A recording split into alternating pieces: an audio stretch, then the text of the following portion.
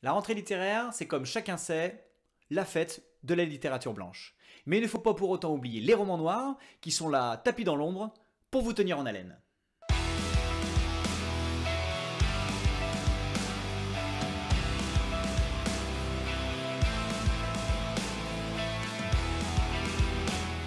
Salut les amis et bienvenue sur ma chaîne dans laquelle je parle de littérature, alors sans prétention et surtout sans prise de tête.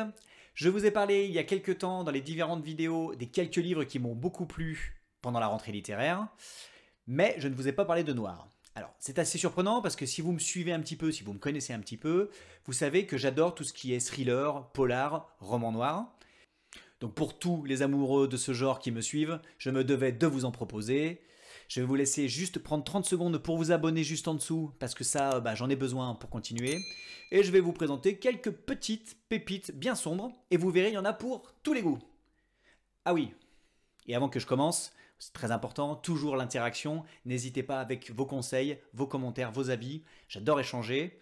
Et oui aussi, surtout, restez bien jusqu'à la fin, il y a une petite annonce qui pourrait vous plaire.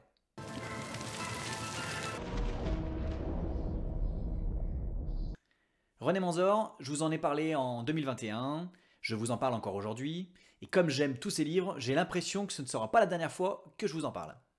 Ce qui est bien avec cet auteur, c'est que chaque nouvel opus est une nouvelle surprise. Il aime varier les plaisirs, que ce soit un thriller criminel, un thriller psychologique, ou même un thriller biblique. Avec lui, tout est possible. Dans Du fond des âmes, aux éditions Kalman Levy, Marcus Taylor, qui est un scientifique de renom, il accepte de partir dans une expédition dans l'Antarctique pour essayer d'oublier un petit peu la disparition mystérieuse de son fils. Ce voyage va s'avérer particulièrement tragique et particulièrement meurtrier. Quelques temps après, alors qu'il est revenu chez lui, son enfant va réapparaître.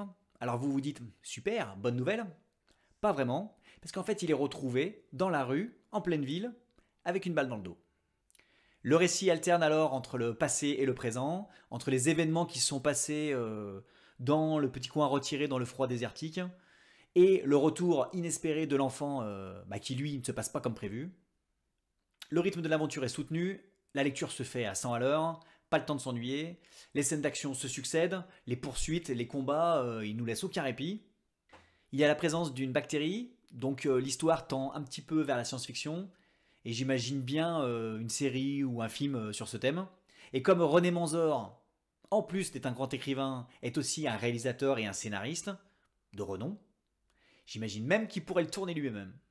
Son imagination est débordante, et on ne sait jamais ce qu'il nous réserve comme retournement de situation. Alors si vous voulez vous divertir, laissez tomber Netflix, puis je vais citer aussi Amazon, Apple, Canal, ça c'est pour la SACEM. Et lancez-vous dans ce livre, parce que malgré son décor glacial, il va vous stimuler les sens et très vite vous réchauffer.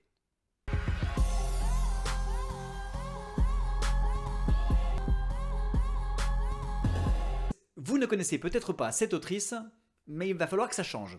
Je suis là pour ça. C'est le troisième livre que je lis d'Estelle Tarot. Chaque fois c'est différent, mais je suis toujours sous le charme. Dans Il était une fois la guerre, aux éditions Toujours Tornada, Sébastien Bracchi est un militaire français qui a effectué plusieurs missions dans un pays africain. Sur place, il a vécu des horreurs.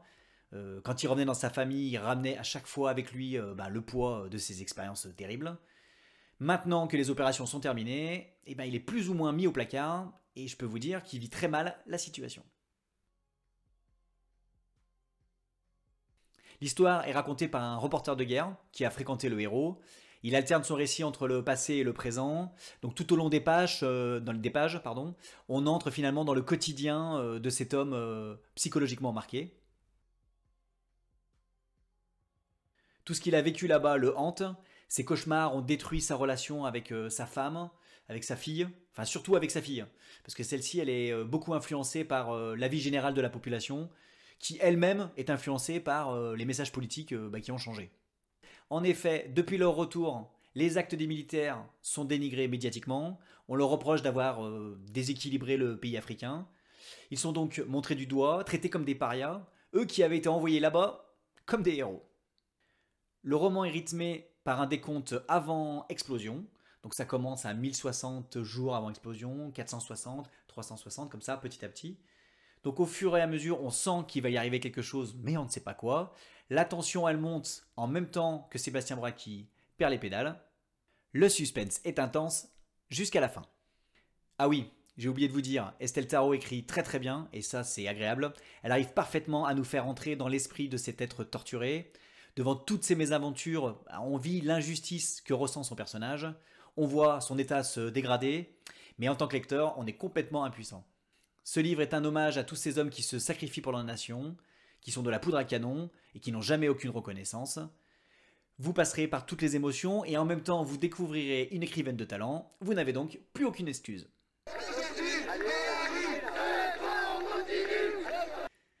Thomas Bronek est un journaliste et écrivain spécialiste de politique. Alors, grâce à ses romans, il nous fait entrer dans ce monde plutôt opaque. Il avait d'ailleurs écrit précédemment une trilogie sur ce thème que j'avais adoré. Dans Collapsus, aux éditions La Série Noire Gallimard, nous sommes dans un futur proche, et après de nombreuses catastrophes naturelles à répétition, le peuple français a enfin décidé d'élire un président écologiste. Alors quand je vous dis écologiste, c'est pas la petite personne qui prend ses déchets, qui recycle son plastique, qui fait des composts. Non, je vous parle d'un écologiste extrême. Alors je vais vous donner quelques exemples. Par exemple, covoiturage obligatoire. Ensuite, il met en place un permis individuel dans lequel sont décomptées toutes vos consommations, vos voyages en avion, le nombre d'enfants que vous faites, et tout ça donne un résultat. Et si votre résultat n'est pas positif, donc négatif, à ce moment-là, vous êtes obligé d'aller faire des stages dans des maisons de rééducation. Donc, je vous ai dit extrême, on est limite de la dictature, autant vous dire que tout le monde est un petit peu tendu. Cette histoire fictionnelle, ça permet de voir ce qui se passerait si on mettait en place les véritables solutions qui pourraient ralentir la dégradation de l'environnement. Alors, si sur le papier ça paraît facile, on voit que la mise en place n'est pas simple et que ça engendre de grandes tensions. La question est alors posée, serions-nous capables de renoncer à nos acquis, à notre confort, à faire tous les efforts nécessaires pour sauver la planète? Enfin, quand je dis sauver la planète, c'est sauver l'humanité, parce que la planète, ça sortira sans nous. Mais outre ce problème écologique environnemental, ce qui est surtout intéressant avec cet auteur à chaque fois, c'est qu'il vulgarise la politique. On déambule dans les coulisses du pouvoir, on passe d'un camp à un autre, d'un bureau à un autre, porté par un ego surdimensionné, par des ambitions débordantes, par un instinct de survie aussi, parce qu'ils ont une place à protéger quand même, ils sont pas fous. Les responsables politiques nous montrent de quoi ils sont capables pour arriver à leur fin. Chacun a sa petite technique, ils négocient entre eux, ils se manipulent, et bien sûr, ils trahissent à volonté. Thomas Bronek a un véritable talent pour nous rendre attractifs cette petite société qui pourtant semble bien loin de nous. Au milieu de cet univers impitoyable, les plus anciens là, je suis sûr que vous avez une petite musique qui vient là, c'est obligé. Enfin, au milieu de cet univers impitoyable, il nous offre un thriller efficace, aussi passionnant qu'inquiétant pour notre futur. En résumé, une lecture intelligente qui va vous divertir en vous faisant réfléchir.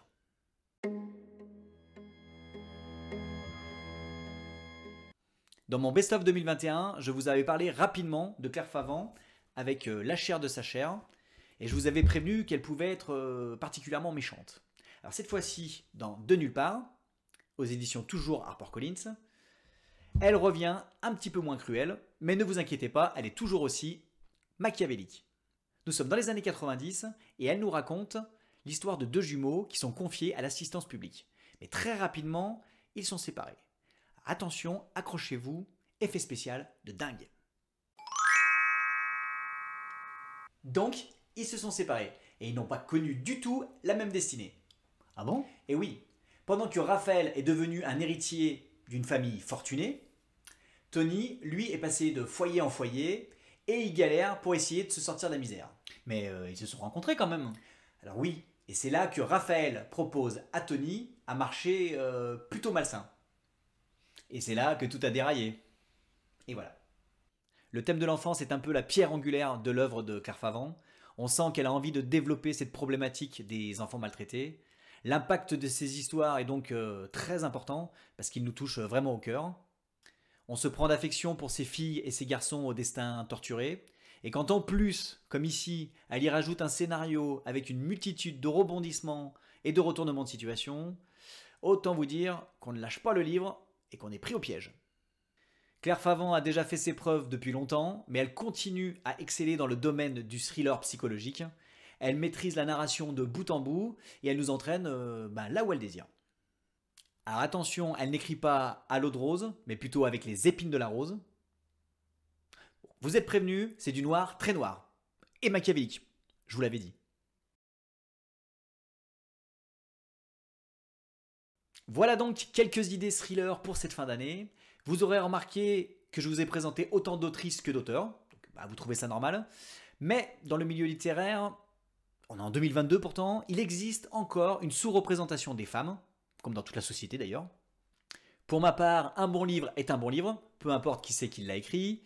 Mais des autrices de polar ont remarqué, ont constaté que les mises en avant se faisaient surtout pour les hommes. Elles ont donc décidé de se regrouper, de créer un collectif qui s'appelle Les Louves du Polar.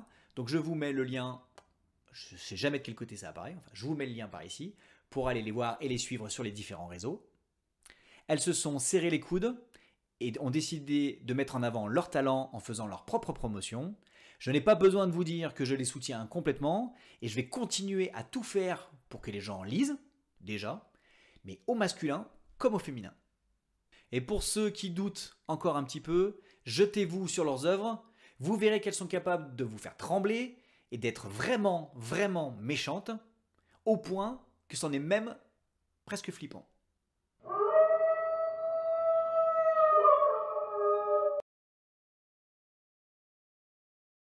Voilà, cette fois-ci on arrive à la toute fin de cette vidéo. Comme je vous l'avais annoncé au début, j'ai une bonne nouvelle pour vous. Si vous êtes sur les réseaux, vous êtes déjà au courant. L'énorme concours revient avec sa multitude de cadeaux, avec son nombre incomparable de livres à gagner. Donc restez connectés, ça arrive dans quelques jours. Je vous souhaite une bonne journée, de bonnes lectures, à bientôt, je vous kiffe.